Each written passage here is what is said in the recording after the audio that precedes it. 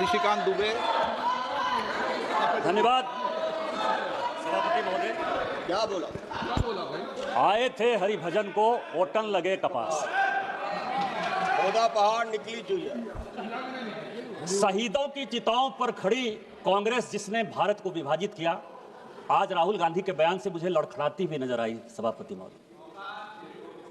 ये संविधान की बात करती हुई नजर आई और मैं 1976 का ये पूरा डिबेट लेकर आया। ये संविधान कैसे कांग्रेस ने तार-तार किया, इसका कोई जवाब नहीं। केवल संविधान की ऐसे किताब नहीं होता है कि शिकारी आएगा, जाल बिछाएगा, दाना डालेगा, उसमें कोई फंसना नहीं। उसी तरह से सभी जो है फंस गए चिड़िया। ये संविधान का किताब जो है राहुल गांधी और उनकी पार्टी के लिए केवल एक उसी प्रकार की कहावत है सभापति महोदय। आप ये समझें, ये 76 में स्वर्ण सिंह की कमेटी बनी 1975 में।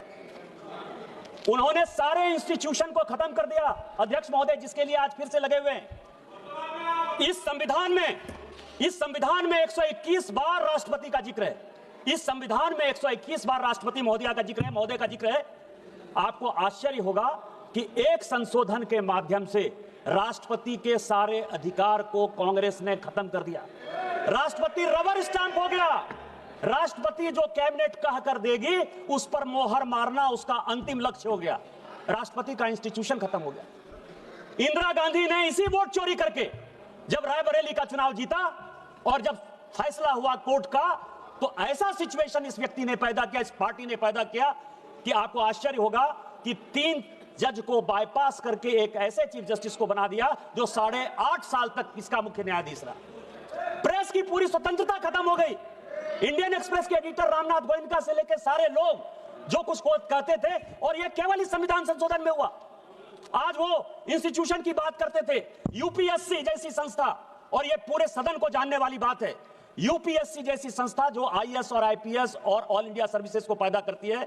कांग्रेस का एक कार्यकर्ता बटुक सिंह 10 साल तक यूपीएससी का चेयरमैन रहा। ये यूपीएससी की हालत कर दी इन्होंने। ये चुनाव आयोग की बात करते हैं। इस देश का पहला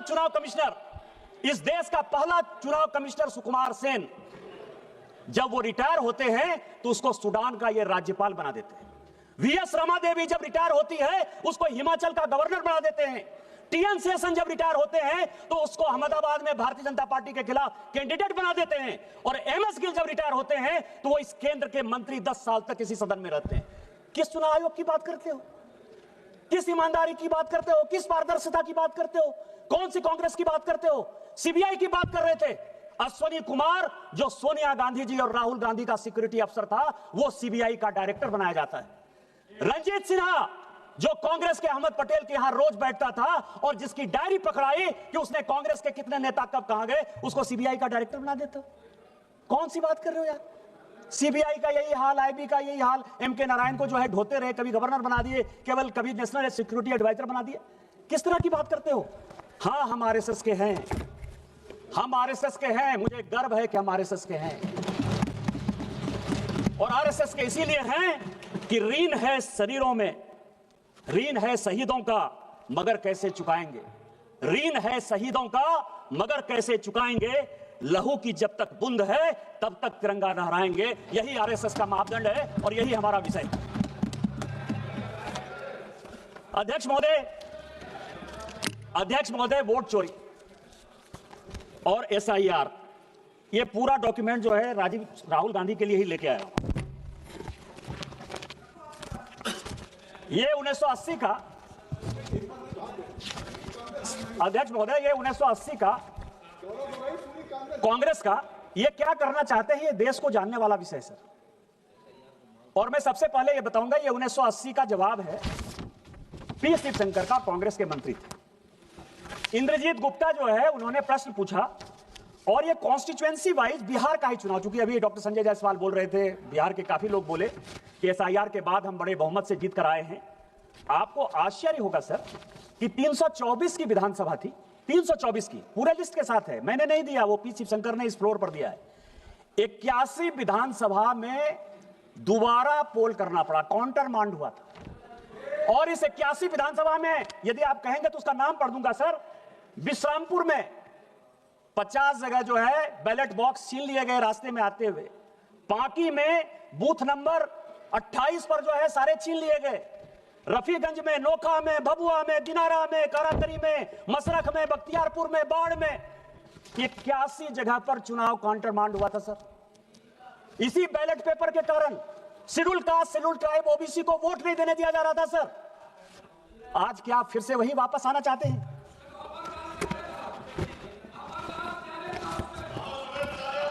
ये मैं आपको सभापति महोदय, ये सभी लोगों ने कांग्रेस से लेकर डीएमके, डीएमके से लेकर टीएमसी तक वाईएसआरसीपी ने जो है ईवीएम की बात की। ये ईवीएम की पूरी हिस्ट्री लेकर आओ सर, पूरी हिस्ट्री है। हिस्ट्री किसने? ये ईवीएम कौन लेकर आया? ये ईवीएम कांग्रेस लेकर आई सर। पहली बार ईवीएम, आपकी जानकारी के लिए, 1987 में पायलट प्रोजेक्ट के नाते राजीव गांधी जी लेकर आए। ये ईवीएम की पूरी हिस्ट्री है। और 91 में जब नरसिम्हा राव की सरकार आई तो उन्होंने तय किया कि ईवीएम आएगा। और ईवीएम आएगा, ऐसे नहीं आएगा सर। ये सारी रिपोर्ट है सर।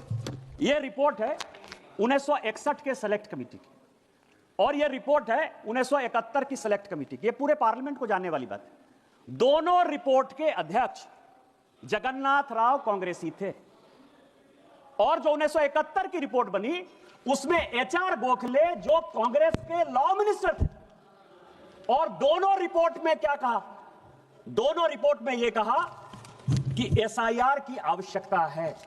स्पेशल इंटेंसिव रिवीजन होना इलेक्टोरल फॉर्म्स का सबसे बड़ा विषय है। 1961 में भी यही कहा, 1971 में भी यही कहा। और दूसरी बात कही 1961 में कि चुनाव इलेक्ट्रॉनिक वोटिंग मशीन से होनी चाहिए, क्योंकि राजस्थान के तत्कालीन, जिस राज्य से आप आते हैं सर, राजस्थान के तत्कालीन मुख्यमंत्री मोहनलाल सुखाड़िया का भी चुनाव अवैध इसी आधार पर हुआ था कि पूरे के पूरे बूथ लूट लिए गए। इतना ही नहीं हुआ था सर, इतना ही नहीं किया इन लोगों ने। यदि चौटाला की बात करें तो पूरा का पूरा मेहम का चुनाव काउंटरमांड हो गया था। पटना का चुनाव पूरा आरजेडी ने लूट लिया था। इंद्र कुमार गुजराल प्रधानमंत्री के तौर पर वहां चुनाव लड़ने के लिए गए थे, पूरा का पूरा उन्होंने लूट लिया था। और इस कारण से कहा गया कि ईवीएम की आवश्यकता है, नहीं ईवीएम होगा तो ये चुनाव पूरे रिगिंग हो गए। दूसरा, अटल बिहारी वाजपेयी जी इस कमेटी के मेंबर थे और एल के अडवाणी मेंबर थे। उन्होंने कहा कि बूथ वाइज काउंटिंग करो, क्योंकि आप लोग जब चुनाव के रोल को घुमाते हो तो उसमें बूथ से पता नहीं चलता है। तो क्या तर्क दिया गया आपको पता है सर? यह तर्क यह दिया गया कि बूथ वाइज यदि काउंटिंग करने लगेंगे तो जितने ये गुंडे बदमाश मवाली हैं वो वोटरों को मारेंगे। इसीलिए आपको ध्यान हो, उस वक्त काउंटिंग वो होती थी जिसमें कि सभी बूथों को मिला दिया जाता था और जिसमें इनको रिगिंग करने की सबसे बड़ी सुविधा होती सर।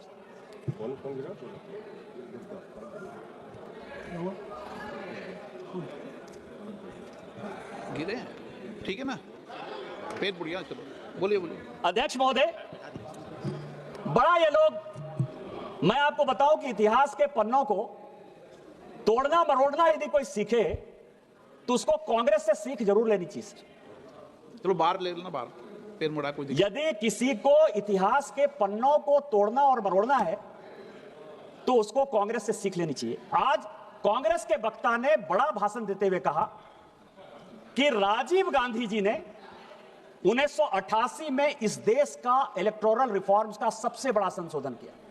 और क्या संशोधन किया? 21 साल जो उम्र थी उस उम्र को 18 साल कर दिया। सर, यदि कांग्रेसियों में हिम्मत है तो ये 1972 के ज्वाइंट कमेटी की रिपोर्ट है। 1972 के ज्वाइंट कमेटी की रिपोर्ट है जिसने कि ये रिकमेंड किया कि 21 साल के बदले 18 साल होना चाहिए। और उसको करने में अटल बिहारी वाजपेयी और लाल कृष्ण आडवाणी का नोट ऑफ डिसेंट, मैं इसको प्लेस कर दूंगा सर। ये हमने किया, आपने 16 साल, चूंकि हमको मौका नहीं मिला शासन में आने का, और 2 साल जो हम मौके में थे 77 से लेकर 80 तक, इतनी लड़ाई हो गई कि हम इंप्लीमेंट नहीं कर पाए। आप उसको 16 साल बाद इंप्लीमेंट कर पाए। आज उसके लिए आप कहते हो कि हमने ले लिया, हमने ले लिया, हमने ले लिया, हमने काम कर लिया। आज एसआईआर की जो बात हो रही है और जो महाराष्ट्र और इसकी बात हो रही है सर, आपको मैं बताऊं कि मैं बिहार का और महाराष्ट्र का रिजल्ट लेकर आया हूं। एसआईआर कहां हुआ, वोट कहां बढ़े कहां घटे और किस पार्टी को कौन सी सीटें मिली। बिहार का सर कॉन्स्टिट्यूएंसी का नाम है वाल्मीकि नगर, डॉक्टर संजय जायसवाल बैठे हुए हैं, उनके बगल की कॉन्स्टिट्यूएंसी है। वोट का डिलीशन हुआ 2311, वहां से 1675 वोट से जो बलेरो में बैठने लायक जितनी सीटें मिली, 6 सीट जो कांग्रेस को मिली, उसमें से 1675 वोट से कांग्रेस जीती।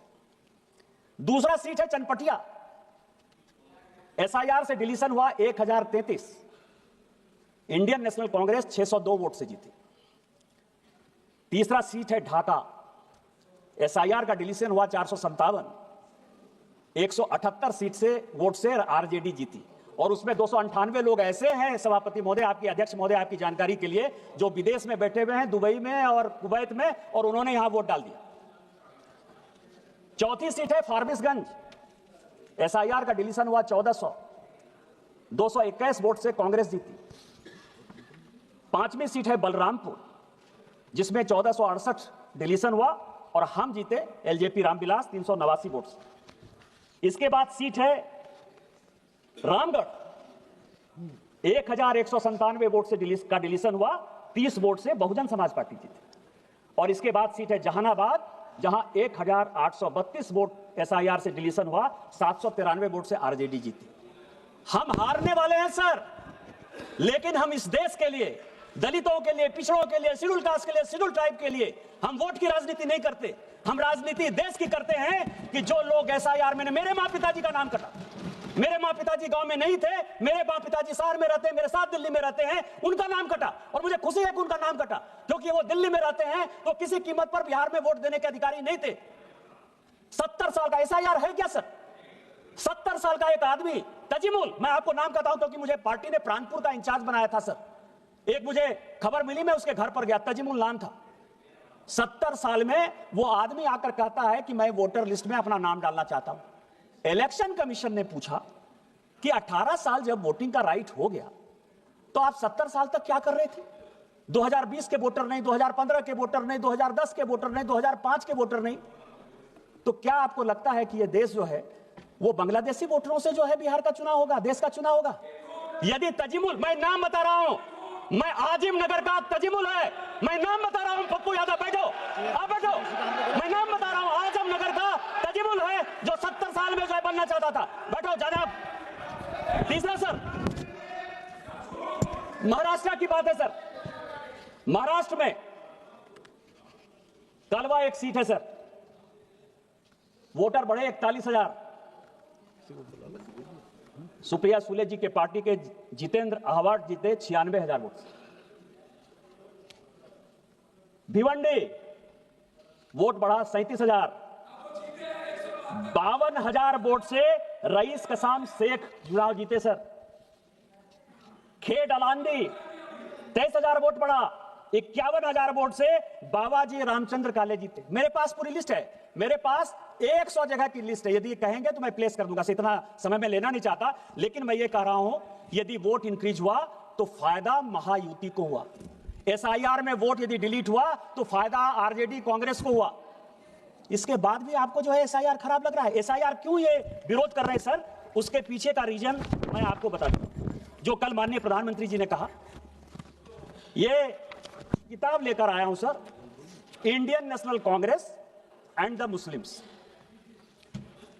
1905 में 6 में जब मुस्लिम लीग बनी, 1905 में जब बिहार बंगाल का विभाजन हुआ और जब मुस्लिम लीग बनी सर, तो कांग्रेस ने समय समय पर, वैसे सोनिया गांधी जी सारा चिट्ठी लेकर चली गई हैं सर, लेकिन इस राइटर ने 2010 में सोनिया गांधी से परमिशन लेके कई एक लेटर जवाहरलाल नेहरू के, फजलुर रहमान के साथ, कई एक लेटर जवाहरलाल नेहरू के जिन्ना के साथ वो उन्होंने दिए। क्या क्या कारण था सर? भारत के विभाजन का कारण 1930 में जब स्टार्ट हुआ, 1928 में जब स्टार्ट हुआ, तो कांग्रेस ने किस तरह से मुस्लिम परस्त वोट की राजनीति के लिए कॉम्प्रोमाइज किया, इसका यह पूरा हिसाब किताब इसमें है सर। और इसी में इलेक्टोरल रिफॉर्म्स और एसआईआर है सर। मुस्लिम लीग कह रही है कि लोकसभा और विधानसभा में आप अकेले रह गए हैं। लोकसभा पप्पू यादव जी, आप बैठे बैठे मत बोलिए, जब आपका नंबर आएगा। स्पीकर सर कि लोकसभा और विधानसभा की अलग सीट हमको दो, नहीं तो हम जो है भारत का विभाजन कर देंगे। गोलमेज सम्मेलन में फैसला नहीं हुआ, 37 का चुनाव आ गया और 37 के चुनाव में एक दूसरे के साथ कैसे फ्रेंडली फाइट होना है मैं आपको बताऊं। मैं किताब रख दूंगा सर कि जिन्ना ने यदि कांग्रेस के खिलाफ बयान दिया तो नेहरू जी उसको चिट्ठी लिखते हैं कि तुम जो है मेरे खिलाफ क्यों बयान दे रहे हो, और यदि नेहरू जी ने जिन्ना के खिलाफ बयान दे दिया तो नेहरू जी तो Jinnah nothing will go on record except Nishikant Dubey ji what he saying, nothing will go on record. आप ये समझे सर कि इसी तरह का सिचुएशन जो 1906 से लेकर 1947 तक भारत के विभाजन की रूपरेखा जिस तरह से रखी गई, उसी तरह इलेक्शन कमीशन के खिलाफ जाकर, एसआईआर के खिलाफ जाकर पूरी की पूरी कांग्रेस पार्टी उसी तह पर जाना चाहती है। मैं ये है सर, आप एसआईआर के तह तक हैं। अभी बंगाल का चुनाव हो रहा है सर, और बंगाल के चुनाव में मैं कुछ चीजें जनता के जानकारी के लिए आपके माध्यम से, सदन के माध्यम से डालना चाहता हूं सर कि 2011 में टोटल पॉपुलेशन बंगाल का 9 करोड़ 13 लाख पॉपुलेशन की वोटर टोटल पॉपुलेशन, और उसमें 6 करोड़ 44 लाख हिंदू हैं और लगभग 3 करोड़ मुस्लिम हैं और लगभग 6.5 लाख क्रिश्चियन। अब आप समझें कि कुछ ऐसे जिले हैं सर, वो जिले हैं दार्जिलिंग, बांकुड़ा, पुरुलिया, दिनाजपुर, मालदा, मुर्शिदाबाद, बीरभूम, जिन लोगों ने 24 परगना, जिनकी आबादी 1951 से मैं तुलना करना चाहता हूं सर, और आज जो है 2011, क्योंकि अभी अंतिम जनगणना यही हुई है, और यह सबको जानने की आवश्यकता है। इसीलिए जानने की आवश्यकता है एसआईआर की क्यों आवश्यकता है कि मैं जिस संथाल परगना से हूं सर, मैं जिस संथाल परगना से एमपी हूं, 1951 में हम सभी schedule caste, schedule tribe, OBC सब की बात करते हैं। हम ऐसे दुर्भाग्यपूर्ण राज्य से आते हैं, झारखंड से, जहां की पूरे देश भर में डिलिमिटेशन हो गया। हमारे यहां झारखंड में आज भी डिलिमिटेशन नहीं हुआ, और अभी जो 2026-27 में डिलिमिटेशन होगा, मैं सोचता हूं कि शायद वहां भी डिलिमिटेशन नहीं होगा। उसका कारण यह है सर कि 1951 में हमारे यहां आदिवासियों का पॉपुलेशन 45% था। आज जब 2011 की जनगणना हुई तो आदिवासियों का पॉपुलेशन केवल और केवल 27-28% है, केवल 27-28%। और इसीलिए जब 2008 में डिलिमिटेशन होने लगा तो लोकसभा की 1 सीट और विधानसभा की 3 आदिवासी की सीट खत्म होने लगी। सभी पॉलिटिकल पार्टी ने यह फैसला किया कि आदिवासियों का सीट कम नहीं होना चाहिए, और इस कारण से हमारे यहां डिलिमिटेशन नहीं हुआ। आज जब जनगणना होगी सर, तो हमारे यहां मुश्किल से 20 से 22% आदिवासी होंगे। जिस मुसलमान की आबादी 9% थी, आज उस मुसलमान की आबादी 2011 में 24% है। पूरे देश भर में मुसलमान 4% बढ़े हैं, पूरे देश भर में मुसलमान 4% बढ़े हैं। हमारे यहां रोजगार का एक साधन नहीं है, लोग विस्थापन और पलायन के शिकार हैं। इसके बावजूद भी 15% मुसलमान कौन है? वो सभी बांग्लादेशी घुसपैठिए हैं, जिसके आधार पर कांग्रेस, जेएमएम, टीएमसी चुनाव जीतती है, और इसी कारण से वो एसआईआर का विरोध करती है। आप इसको देखिए सर, चुनाव का मैं आपको बताऊं, 24 परगना में 1941 में मुस्लिम वोट जो है वो 32% था। जब भारत स्वतंत्र हुआ और जब बांग्लादेश बन गया तो 24 परगना में मुस्लिम का आबादी 1951 में केवल 23% था, और आज 2011 की जनगणना के हिसाब से ये फिर से 33% है, फिर से 33% है। पूरे देश भर में मुसलमान इन दिनों में 4% बढ़े हैं, 24 परगना में 13%, 14% कैसे बढ़े? इसका जवाब कौन देगा? कोलकाता सर, कोलकाता में ये 2011 की बात कर रहे हैं हम। I am not talking about 2025। उस वक्त हमारा होम मिनिस्टर नहीं था, कांग्रेस का था। आपने उसको बताया है, आपने, सीपीएम ने और कांग्रेस ने मिलकर मुसलमान को लाया है, इसीलिए एसआईआर का विरोध कर रहे हैं, इसीलिए ईवीएम का विरोध कर रहे हैं आप। कोलकाता 1941 में 24% था, जब भारत स्वतंत्र हुआ तो 12% रह गए सर, केवल 12%। ये आपको भी देखने की बात है काकोली जी, 5 साल के बाद आपका बच्चा नहीं जीत कर आएगा, मुसलमान जीत कर आएगा जो बांग्लादेश से होगा। एक मिनट निशिकांत जी, ये जो अपनी फिगर, हर मेंबर को अपनी फिगर देंगे, अगर कोई चुनौती देता है तो उसके लिए मैं कहूंगा ये अपना कॉन्फिगरेट कर देंगे, तो ऐसा नहीं है। आप बैठिए, आपको अर्टिकुलेट कर देंगे। 12% था सर। आज 2011 की जनगणना के हिसाब से, 2011 की जनगणना के हिसाब से स्पीकर सर वो 22% है। 10% मुसलमान कोलकाता में बढ़े हैं सर। मालदा और मुर्शिदाबाद, मालदा में मुस्लिम 28% था, जब भारत स्वतंत्र हुआ तो 22% पर आ गया। आज मालदा में 46% है, मुर्शिदाबाद में 46% है। और इसीलिए लालजी जी आप बैठ जाएं, लालजी बैठ जाएं, माननीय सदस्य बैठ जाएं। ये निशिकांत दुबे जी, माननीय निशिकांत दुबे जी आप सुन लें। निशिकांत दुबे जी ने ये आज चुनाव सुधार पे बात नहीं कह रहे हैं, इसके पहले भी डेमोग्राफी के बारे में ये कई बार सवाल उठा चुके हैं इस सदन में, तो ये इनको मैंने अलाउ किया तो इनको करने दिए। अब बैठिए सर। आप नहीं डिक्टेट करेंगे, नहीं सर। आप जाति जनगणना की मांग करते हैं, आप जाति जनगणना की मांग करते हैं, और अगर वो जातियों की जनसंख्या, गौरव गोगोई जी, अगर आप एक तरफ जाति जनगणना की मांग करते हैं और वो जाति की जनसंख्या दे रहे हैं, तो ये जनसंख्या वो दे सकते हैं, जाति की जनसंख्या दे सकते हैं। सर 24 नवंबर 1980 लाल कृष्ण आडवाणी जी का प्रश्न है इलेक्टोरल रिफॉर्म्स, और वो कह रहे हैं सर, अभी राहुल गांधी जी बड़ा लंबा बोल कर गए कि प्रधानमंत्री जी मेंबर हैं, अमित शाह जी मेंबर हैं, मैं अकेले मेंबर हूं, मेरी बात नहीं सुनी जाती है। ये 24 नवंबर 1980 का लाल कृष्ण आडवाणी का पार्लियामेंट में इलेक्टोरल रिफॉर्म्स पर क्वेश्चन है सर, और उसका जवाब शिवशंकर जी देते हैं। शिवशंकर जी ये देते हैं, रिकॉर्ड का चीज है सर, कि चुनाव आयोग बहुत ही ईमानदारी से काम कर रहा है, इसीलिए अपोजिशन के किसी नेता को उसके सिलेक्शन प्रोसेस में इन्वॉल्व करने की आवश्यकता नहीं। 1950 से लेकर 2014 तक आप जो है लगभग 64 साल तक आपने जिसको चाहा चुनाव आयोग का अधिकारी बता दिया। मदर टेरेसा पर जिस आदमी ने किताब लिखा, जो ज्वाइंट सेक्रेटरी के लिए एमपैनल नहीं हुआ, एडिशनल सेक्रेटरी के लिए एमपैनल नहीं हुआ, सेक्रेटरी के लिए एमपैनल नहीं हुआ, वो नवीन चावला चीफ इलेक्शन कमिश्नर हो गया। केवल मदर टेरेसा का जो है, केवल क्रिश्चियनिटी को जब बढ़ा रहा था, केवल उसके आधार पर आपने चुनाव आयोग बना दिया।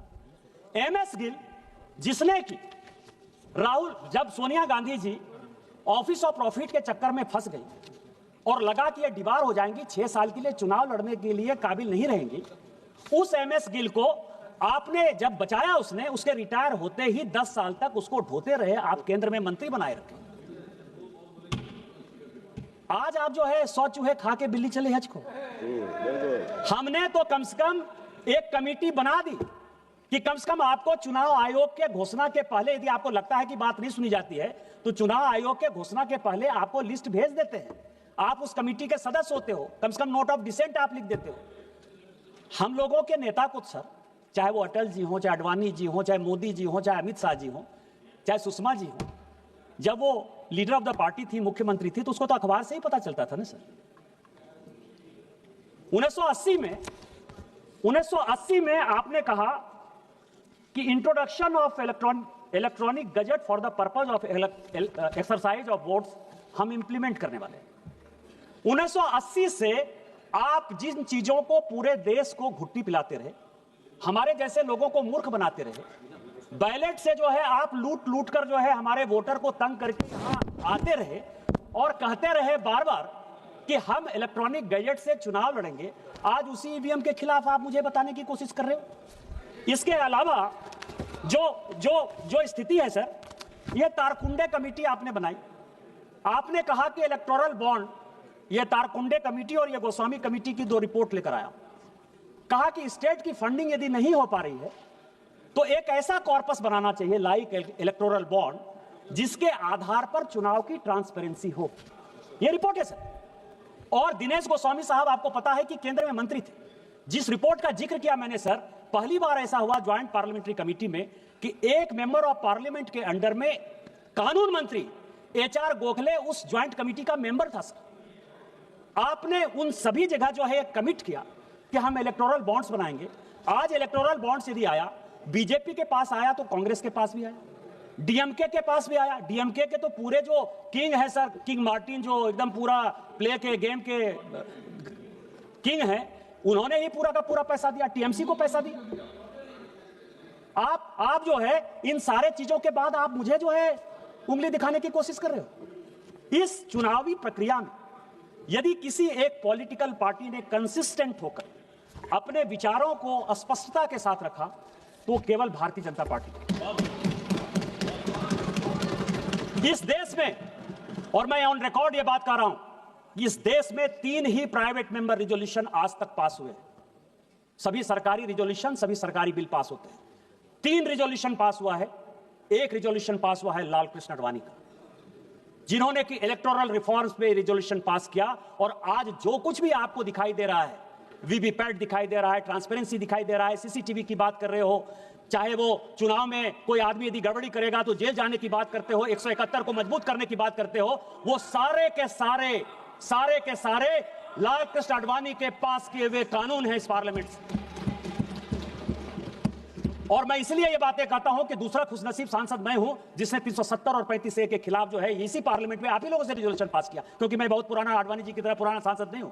मोदी जी की कृपा के कारण वो पास हो पाया और आज माननीय अमित शाह जी ने 370-35A खत्म करके कम से कम वहां भारत का कानून लागू कर दिया। नहीं तो इलेक्टोरल रिफॉर्म में हमारा चुनाव, आपको पता है कि आपने जब संविधान संशोधन के आस्वादित कमेटी में, तो राज्यसभा की तरह लोकसभा को 6 साल कर दिया। जम्मू कश्मीर में प्रत्येक विधानसभा जो है 5 साल में खत्म हो जाती थी। जम्मू कश्मीर एकमात्र ऐसा राज्य था जिसमें 6 साल की विधानसभा होती थी। 370 और 35 खत्म करके हमने शेड्यूल कास्ट को भी सीट आरक्षित किया, शेड्यूल ट्राइब को सीट आरक्षित किया और 5 साल की विधानसभा की हमने इंटीग्रेट किया। हमने इलेक्टोरल रिफॉर्म्स किया, आपने नहीं किया। उसी तरह से आज सुप्रीम कोर्ट का जो भी जजमेंट आ रहा हो, लेकिन क्या आपको लगता है कि चुनाव में जिस तरह से पैसे की बाढ़ आ रही, क्या आज सारे पॉलिटिकल पार्टी को सोचने की आवश्यकता नहीं थी? खोदा पहाड़ निकली चूहिया वाली हालत हो गई। मैं तो राहुल गांधी जी से बहुत कुछ सुनना चाहता था, समझना चाहता था, जानना चाहता था। आज मैं कसम खा के आया था कि आज मैं केवल नेहरू जी की बड़ाई करूंगा, राजीव गांधी जी की बड़ाई करूंगा, इंदिरा जी की बड़ाई करूंगा, क्योंकि ये सारे कमेटी नेहरू जी ने बनाए थे, इंदिरा जी ने बनाई थी या राजीव गांधी जी ने बनाया था। लेकिन मुझे लगा आप परिवारवाद के बहुत खिलाफ। इलेक्टोरल रिफॉर्म्स में आप ही ने पास किया 1972 का। आपको पता है क्या पास किया?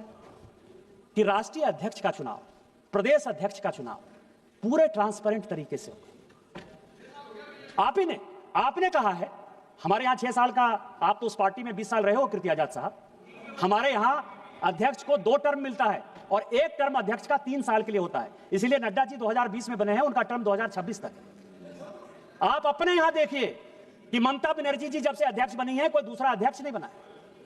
आप डीएमके में देखिए कि करुणानिधि जी के परिवार के बाद कोई अध्यक्ष नहीं बना है। उसके लिए शरद पवार एक्सेप्शन हो सकते हैं कि उनके पार्टी में अध्यक्ष जो है उनके परिवार के लोग नहीं है, मैं उनको मान सकता हूं। लेकिन आप ये देख लीजिए, आप कांग्रेस का देख लीजिए, गांधी परिवार को छोड़कर कोई दूसरा बनता नहीं, और जो बनता है उसकी स्थिति सीताराम केसरी टाइप हो जाती है, उसके धोती खोल लिए जाते हैं। किस ओबीसी की बात करते हो? किस रिफॉर्म्स की बात करते हो? किस कमेटी की बात करते हो? आपकी जो कमेटी है उसी कमेटी के ये हालात हैं, उसी कमेटी के। मैंने क्या कर दिया? ममता बनर्जी जी यदि अध्यक्ष से नहीं हट रही हैं तो आप लोगों का अध्यक्ष बन जाना चाहिए। आप पे कोई आरोप नहीं लगाया है, एक मिनट, आप पे कोई आरोप नहीं लगाया, केवल रेफरेंस दिया है। आपको अवसर तब मैं देता जब आप पे कोई आरोप लगता, तो आपको अवसर लेने का अधिकार है। सभापति महोदय, केवल रेफरेंस दिया। सभापति महोदय, ये जो कांग्रेस है, ये कांग्रेस जिन्ना से लेकर सलमान रश्दी तक, जिन्ना से लेकर सलमान रश्दी तक वोट बैंक के अपीजमेंट में फंसी हुई है। ये फजलुल हक से लेकर साहबानों तक और राजा महमूदाबाद से लेकर बाबरी मस्जिद तक केवल मुस्लिम परस्त राजनीति बनाई हुई है। राजा महमूदाबाद जो कि मुस्लिम लीग के अध्यक्ष हुए, जिन्होंने भारत का विभाजन किया, उनकी पूरी संपत्ति आपको ध्यान हो, जिसको कि नरेंद्र मोदी जी को कानून बनाना पड़ा, जो पाकिस्तान में बैठा है, उसकी पूरी संपत्ति को कांग्रेस ने दे दिया। सर यही कांग्रेस का इतिहास है, बहुत पुरानी बात नहीं है, 2012 की बात है, 2012 की बात है सर। जिस कांग्रेस ने सोमनाथ का विरोध किया, उसी कांग्रेस ने अयोध्या का विरोध किया। आज तक सोनिया गांधी, राहुल गांधी, प्रियंका गांधी कोई अयोध्या का मंदिर दर्शन करने तक नहीं गए सर। सोमनाथ भी कभी नेहरू जी नहीं गए थे, आज नहीं गए। मैं केवल इतना ही अंत में कहूंगा सर कि हम भारतवर्ष का हृदय से अमिट सम्मान करते हैं, यहां के चांदनी मिट्टी का गुणगान करते हैं। मुझे चिंता नहीं है स्वर्ग जाने की, मुझे चिंता नहीं है स्वर्ग जाने की या मोक्ष पाने की, तिरंगा के कफन में मेरा बस चले, यही आह्वान करते हैं। हमारा शरीर तिरंगा के कफन में जाए और इस देश को आगे बढ़े, विकसित भारत 2047 बनाए और सोरोस फाउंडेशन के आदमी जो देश को टुकड़ा करना चाहते हैं, जो इंस्टीट्यूशन को खत्म करना चाहते हैं, राहुल गांधी की राजनीति को परास्त करें। इन्हीं शब्दों के साथ वंदे मातरम, जय हिंद, जय भारत। श्री गुरमीत हेर जी।